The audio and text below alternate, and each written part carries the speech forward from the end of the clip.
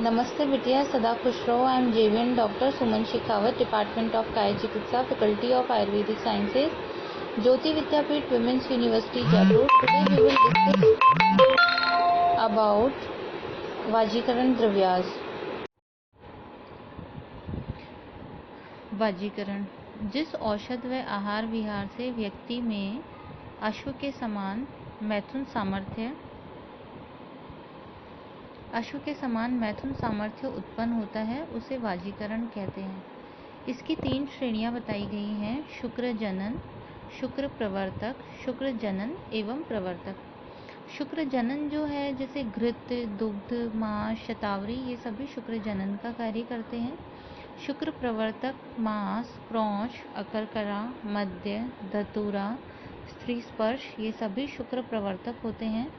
एवं कुछ औषध जो हैं ये शुक्र जनक भी होती हैं एवं प्रवर्तक भी होती हैं, जैसे कि भांग, गांजा, कुचला, कस्तूरी, सालम मिश्री। अगर हम वाजीकरण जो है इसकी व्युत्पत्ति देखें तो वज गतो धातु से वजन से वाज शब्द बना है। वाज जो है यह शुक्र का वेग एवं वाजी शुक्र वेग संपन्न। अगर हम इसके पर्याय देखें तो वाजीकरण भेषज का ही एक प्रकार है, इसलिए चिकित्सा के पर्याय इसके भी पर्याय हैं, जैसे औषध, व्याधिहर, भेषज, प्रशमन, साधन, पथ्य, हित, प्रकृति स्थापन, चिकित्सित, ये सभी इसके पर्याय बताए गए। अन्य पर्याय जो है वृश्य, ओजस्कर, ऊर्जस्कर, कामोत्तेजक, पुंसत्व, वाजीकरण आदि।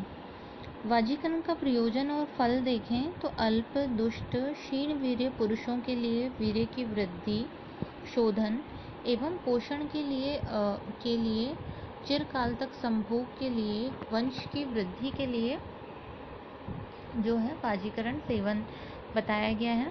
इसके अलावा बल, वीर्य, पराक्रम की वृद्धि के लिए, अच्छे गुण वाली संतान प्राप्ति के लिए, शारीरिक सौंदर्य एवं कांति के लिए, शारीरिक या मानसिक क्लेश से पीड़ित व्यक्ति में मैथुन से उत्पन्न क्षीणता को दूर करने के लिए, मैथुन के साथ शिशन उत्तेजना व काठिन्य बढ़ाने के लिए, अश्व के समान मैथुन शक्ति में संवर्धन के लिए।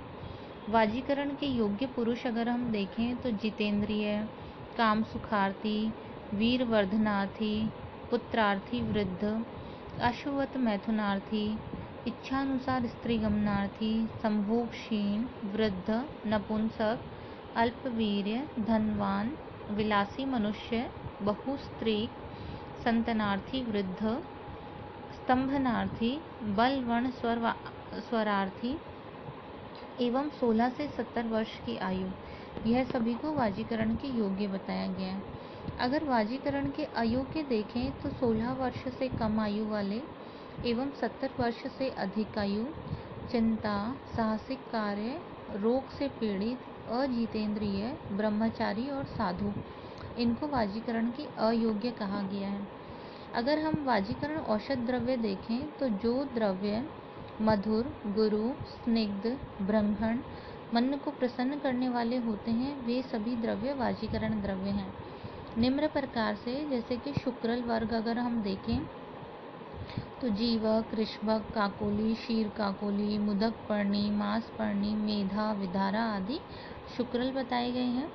जीवनीय गण जो है जीवक, ऋषभक, मेधा, महामेधा, काकोली, क्षीर काकोली, जीवंती, मुदक पर्णी, माश पर्णी, मुलेठी एवं भृंगणी अगर वर्ग देखें तो अश्वगंधा, विदारी कंद, क्रोच बीज, काकोली, क्षीर काकोली। शुक्रल व वाजीकरण में कौच बीज, विदारी कंद, सालम मिश्री, जायफल, जावित्री, स्वर्ण भस्म, रस सिंदूर, उड़द आदि। वीर्यवर्धक अगर हम देखें तो इसके अंदर सेमल मूल, सेमल जो गोंद, मुसली, चिरौंजा, ताल मखाना, मुक्ता, प्रवाल, सिंघाड़ा, ये सभी वीर्यवर्धक होते हैं।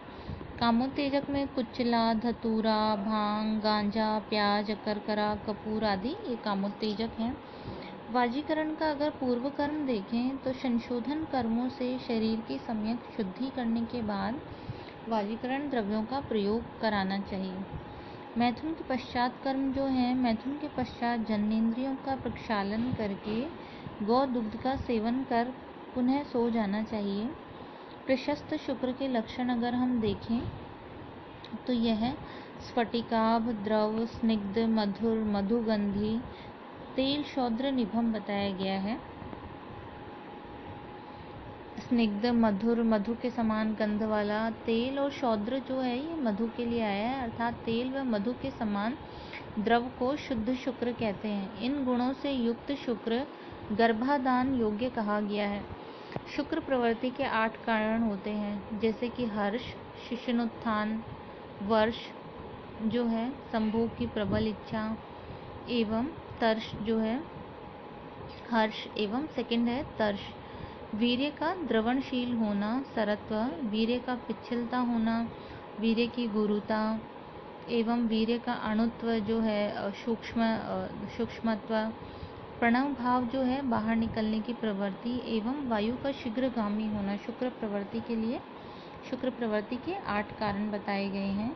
अगर वाजीकरण द्रव्य देखें तो औषध द्रव्य के अंदर जैसे जीवक, ऋषभक, काकोली, क्षीर काकोली, मेदा, महामेदा, मुदक पर्णी, मांस पर्णी, अश्वगंधा, शतावरी, क्रौच बीज, विदारी कंद, मूसली, मुलैठी, जीवंती, वंशलोचन, अफीम, भांग, गांजा, कुचला, करकरा, विदारा, शिलाजीत आदि औषध द्रव्य हैं। अगर हम अन्न देखें तो गेहूं, उड़द, लहसुन, प्याज, अरहर। औषध जो मांस है इसमें मुर्गा, शूकर, बकरा, मछली का मांस, मछली का तेल आदि। गौरस में अगर देखें तो दूध, दही, घृत, मलाई, दूध से बने पदार्थ, मक्खन आदि वर्गीकरण द्रव्य बताए गए हैं। फल अगर देखें तो अंगूर, मुनक्का, अंजीर, अखरोट, काजू, बादाम, खजूर, छुआरा, पिस्ता, सिंघाड़ा, शकरकंद, केला, आम ये वाजीकारक होते हैं। रस एवं भस्म जो है इसमें स्वर्ण भस्म, रस सिंदूर, मकर ध्वज, सिद्ध मकर ध्वज, स्वर्ण बसंत मालती, वंग भस्म, लोह भस्म, प्रवाल पिष्टी। गंध द्रव्य अगर देखें तो इलायची, लौंग, जावित्री, जायफल, कपूर, दालचीनी, शीतल चीनी, केसर, कस्तूरी, जुनबदस्तर जो है ये गंध द्रव्य बताए गए हैं। अगर वाजीकरण योग देखें तो चूर्ण में जैसे शतावरी चूर्ण, अश्वगंधा चूर्ण, नारसिंग चूर्ण। शतावरी चूर्ण 5 ग्राम प्रातः शाय दूध से, अश्वगंधादि चूर्ण 5 ग्राम प्रातः शाय दूध से, नारसिंग चूर्ण 5 ग्राम प्रातः शाय दूध से। वटी देखें तो चंद्रप्रभा वटी में 2 वटी प्रातः शाय दूध से, मकर ध्वज वटी 1 वटी प्रातः शाय दूध से, मदन मंजरी वटी 2 वटी प्रातः शाय दूध से। अगर हम रस औषध देखें तो रस सिंदूर 125 mg मधु के साथ शाय को प्रातः शाय, मकर ध्वज 125 mg मधु से प्रातः शाय, सिद्ध मकर ध्वज 100 mg मधु के साथ प्रातः शाय, नवजीवन रस 1 वटी प्रातः शाय दूध से, पुष्प धनवा रस 1 वटी प्रातः शाय दूध से, मनमंथ रस 1 वटी प्रातः शाय दूध से, कामिनी विद्रावण रस 1 वटी रात्रि में दूध के साथ में। अगर हम तेल देखें तो श्री गोपाल तेल जन्नेंद्रिय पर अभ्यंगार्थ पाक और अवले च्यवनप्राश जो है 10 ग्राम प्रातः शाय दूध से, मदनानंद मोदक जो है 5 ग्राम प्रातः शाय दूध से, एवं घृत जो है कामदेव घृत 10 ग्राम प्रातः शाय दूध से बताया गया है।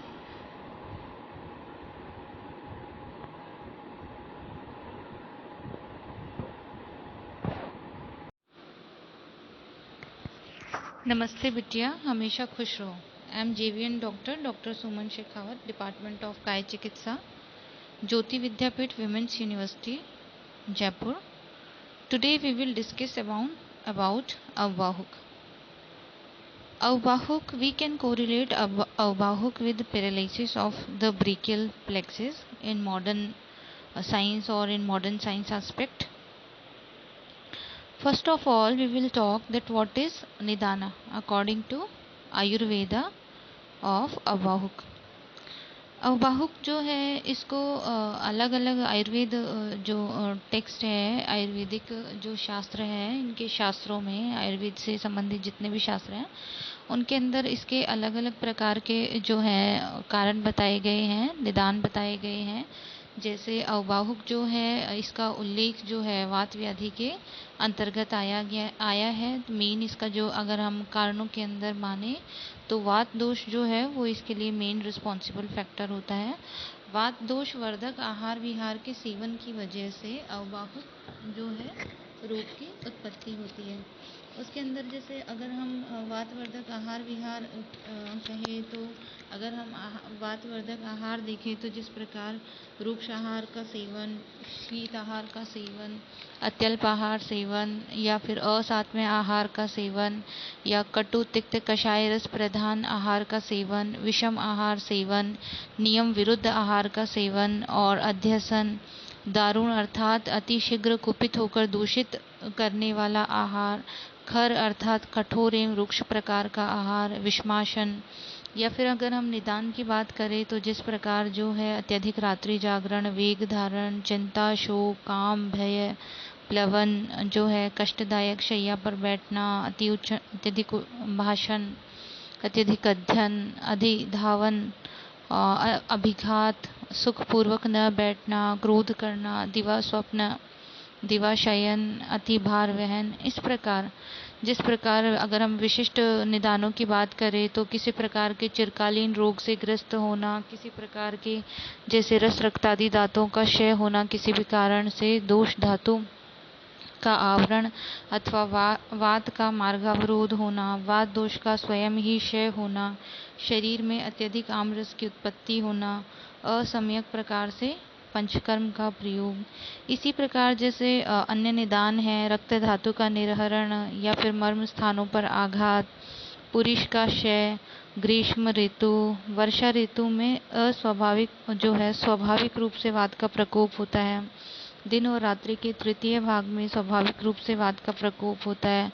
अन्य के जीर्ण होने पर वात का प्रकोप। इस प्रकार के जो हैं वात दोष कारक जो आहार हैं एवं विहार हैं या फिर जैसे गर्दन में आघात लगना या फिर अंश संधि जो है उसका विश्लेष हो जाना, डिसलोकेशन ऑफ शोल्डर जॉइंट या फिर जैसे अक्षकास्थी जो है क्लेविकल का भग्न हो जाना या फिर ट्यूमर के कारण या जैसे ब्रेकियल प्लेक्सिस में आघात होकर के पैरालिसिस उत्पन्न हो जाना, इन सभी निदानों के कारण जो है अवबाहुक रोग की उत्पत्ति होती है। अगर हम अवबाहुक के सामान्य लक्षणों की बात करें तो इसके अंदर जैसे अंश संधि जो होती है यानी कि जो हमारा शोल्डर जॉइंट है वहाँ की सिराओं में संकोच होता है, constriction of the when of the shoulder joint या फिर जिस प्रकार जो हस्त की चेष्टा का पूर्णतः नष्ट हो जाना, loss of function of hand is called as Avabahuka या बाहु में शोष हो जाना, atrophy of muscle of arm. इसे जो है इस प्रकार के लक्षण जो है अवबाहुक रोग में देखने को मिलते हैं। इसी प्रकार जो है अगर हम इसके अंदर चिकित्सा की बात करें तो जैसे नस्य कर्म है या फिर स्नेहपान है या स्नेहपान के पश्चात भोजन का प्रयोग बताया गया है यहाँ पे, और जो है जैसे स्थानीय अभ्यंग और स्वेदन बताया गया है।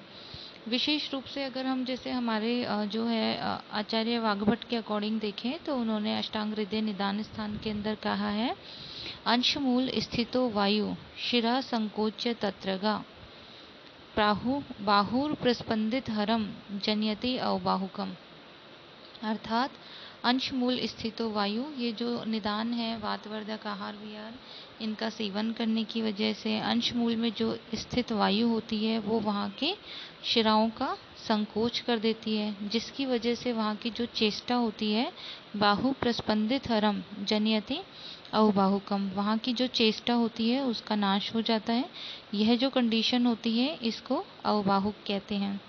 इसी क्रम के अंदर आचार्य वाग्भट ने इसके चिकित्सा के लिए कहा है अवबाहो हितम नश्य स्नेहश्च उत्तर भक्तिकम। ठीक है, यानी अवबाहुक का जो रोगी है जिसको जो अवबाहुक से ग्रसित है उसके लिए नस्य कर्म जो है वह हितकारी है।